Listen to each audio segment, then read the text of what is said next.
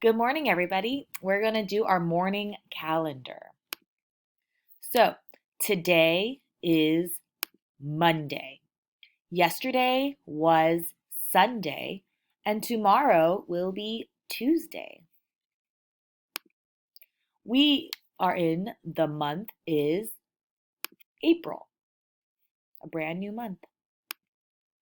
The date is 6. The weather today is partly sunny.